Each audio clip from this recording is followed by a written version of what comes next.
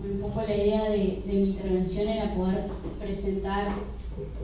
un poco los planteos y las ideas de Compromiso Socialista respecto a este tema. Nosotros entendemos que la educación como parte, como se mencionaba, como parte de la superestructura, a priori reproduce lo que son las relaciones de dominación, y en ese sentido entendemos y reivindicamos el rol, como bien se planteaba, ¿no? de las organizaciones populares, políticas y demás, entendiendo que es posible cambiar la realidad, como bien decía recién Danay. Lo primero es ser conscientes de eso y luego buscar las herramientas que entendemos que están en las organizaciones, en este tipo de instancias, para justamente poder plantear esas alternativas que dejan claro que la realidad es justamente cambiable. Nosotros intentamos combatir la idea de que justamente de que no es posible cambiar o de que no hay forma, de que hay como una resignación y una desilusión frente a la realidad que nos golpea, y que sin embargo eso no debe ser así. Una de las primeras reflexiones respecto a la situación en que nos encontramos actualmente, respecto a educación, a enseñanza, como se planteaba, tiene que ver con entender un poco también cuál es el modelo económico y la economía que nos rige en nuestro país, y que de alguna forma ha sido profundizada en lo que ha sido los casi 15 años de progresismo en el país. En ese sentido, nosotros creemos que este modelo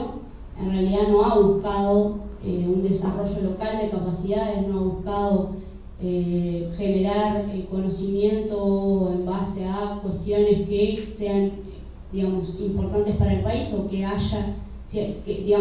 se enfoquen en las riquezas locales, sino que se ha simplemente acompasado, como bien se decía, se han seguido planes que no son generados en el país ni por el interés del país, sino que en realidad son planes educativos que responden a lo que los países poderosos entienden que tiene que hacer nuestro país, así como el resto de Latinoamérica. Y en ese sentido seguimos una lógica de una economía primarizada, donde no hay casi valor agregado en los productos que se generan, digamos, en la riqueza generada en el país, y por ende, ¿qué modelo educativo necesitamos para eso? En realidad, básicamente no es necesario invertir en educación, no es necesario invertir en tecnología y en investigación, porque básicamente con un poco de conocimiento ya da para poder exportar soja, para forestar el país y luego venderle a las mismas plantas de celulosa la madera. Y digamos, para seguir adelante con ese modelo no se necesita mayor inversión. En ese sentido, nosotros planteamos que el progresismo, en particular el Frente Amplio, lo que ha hecho en nuestro país es que ha continuado ciertas políticas que ya venían de antes, mucho del marco normativo que actualmente rige la economía, como es la Ley de Promoción de Inversiones, la Ley de Forestación, etcétera. En realidad son leyes que o ya existían, o algunas se mejoraron, o incluso algunas se han creado en los últimos tiempos, que responden a ese modelo que primariza, que extranjeriza la tierra, que concentra la riqueza. Y el proceso a nivel de educación que ha llevado adelante el Frente Amplio ha sido en respuesta, en reflejo a eso, o sea, ha sido como algo colateral que ha acompañado todo este proceso. Uno de los primeros hitos que podemos recordar en este proceso es, luego de haber desarrollado a nivel de gran movilización popular lo que fue el primer Congreso de Educación, Julio Castro, cuando se fue a concretar un congreso que, como todos sabemos, tuvo gran arraigo en lo que son a nivel popular. Hubo asambleas por todos lados, la gente discutió, no solo los actores directamente vinculados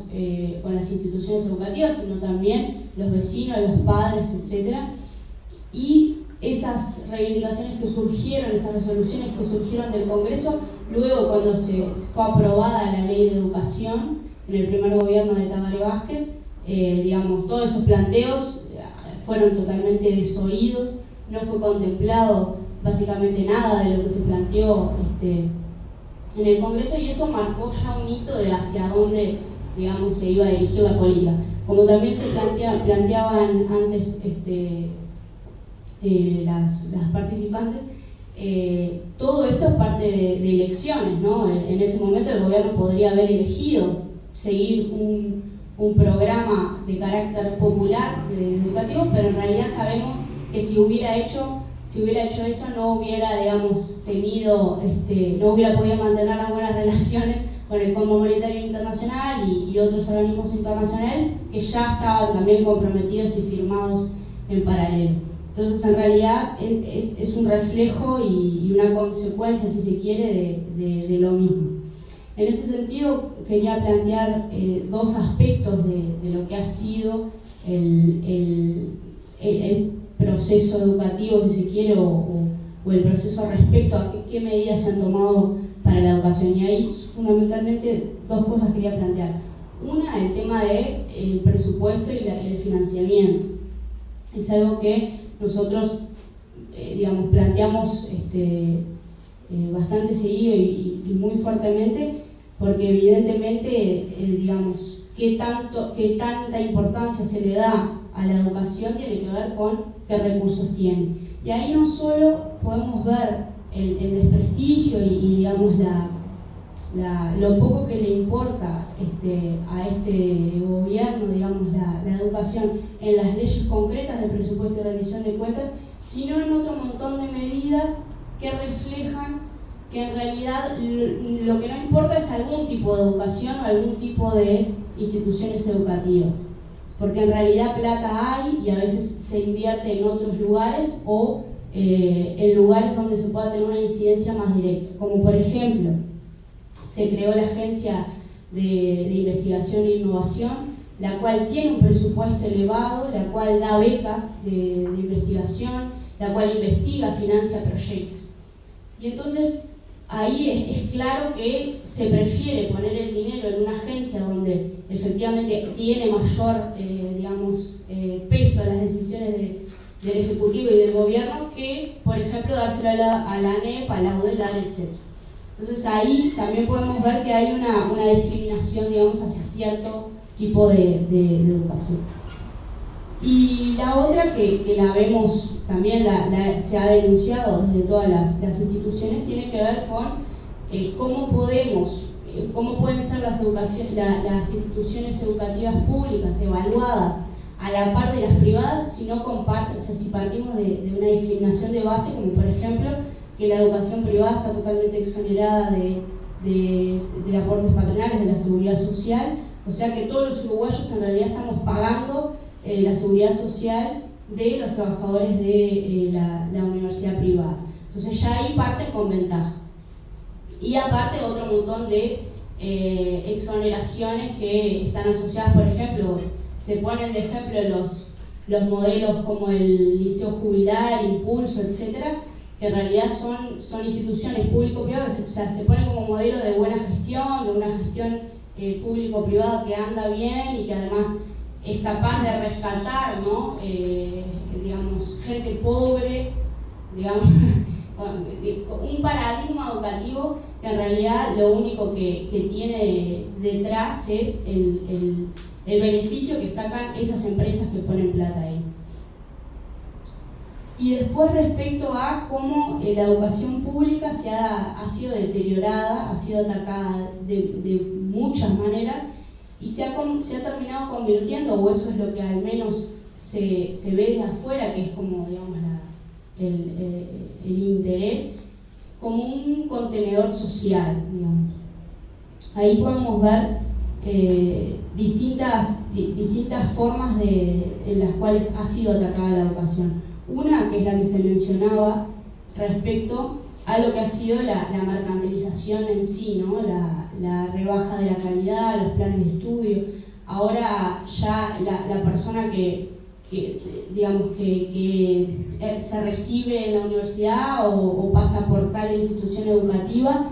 en realidad la calidad con la cual no solo aprende, sino que efectivamente cursó para obtener ese título no es la misma que hace unos años. Ha habido, tanto en la universidad como en la ANED, como se mencionaba, fuertes reformas que han rebajado esa calidad. Y ahí recuerdo unos textos que leíamos hace un tiempo, donde dejaba bien claro que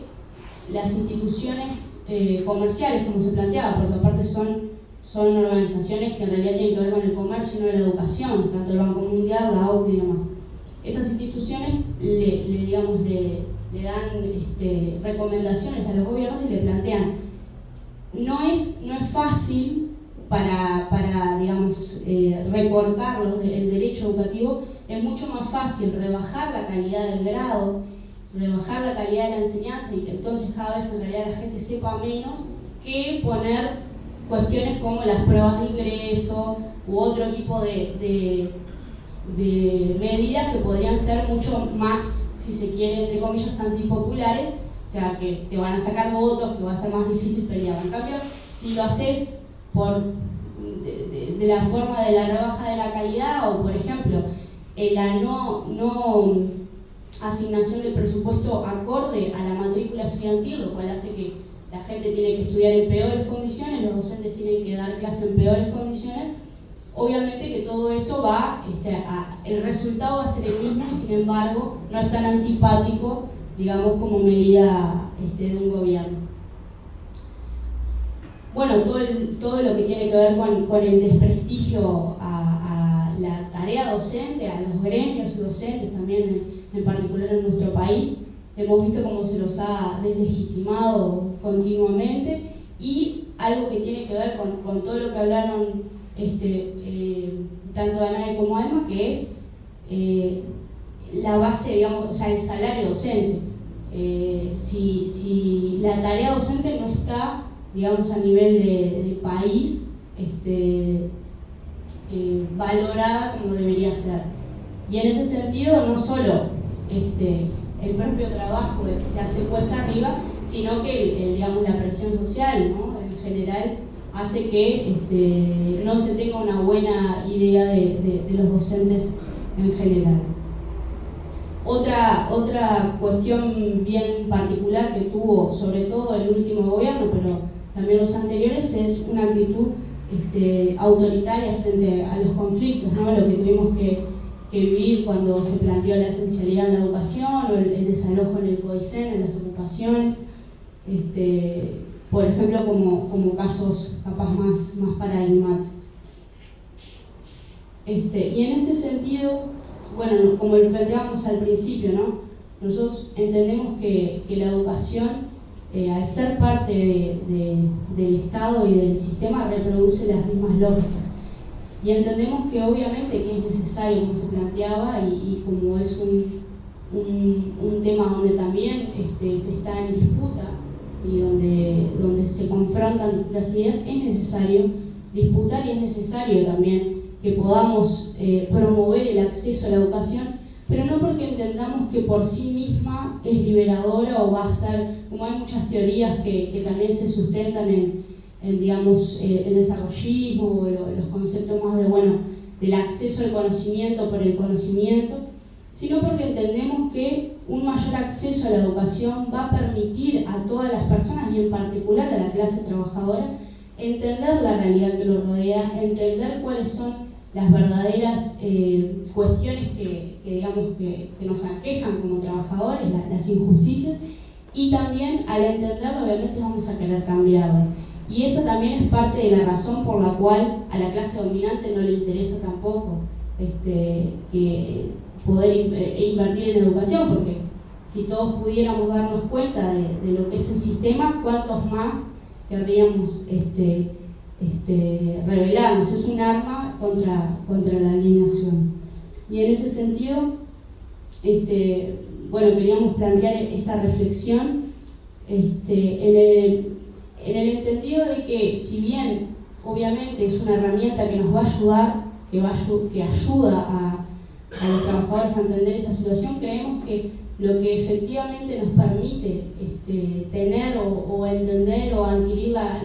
la conciencia y poder luchar también son las organizaciones políticas, las organizaciones populares, los sindicatos y demás, que son digamos, las escuelas de lucha en ese sentido. Un poco por acá dejo, era un pantallazo medio general, también la idea es que bueno, los otros compañeros de Compromiso Socialista que están aquí puedan también depositar algún concepto. Obviamente cualquiera también puede plantear alguna cosa que desee, y asimismo si quieren hacer alguna pregunta a las compañeras también pueda estar abierta el micrófono un rato.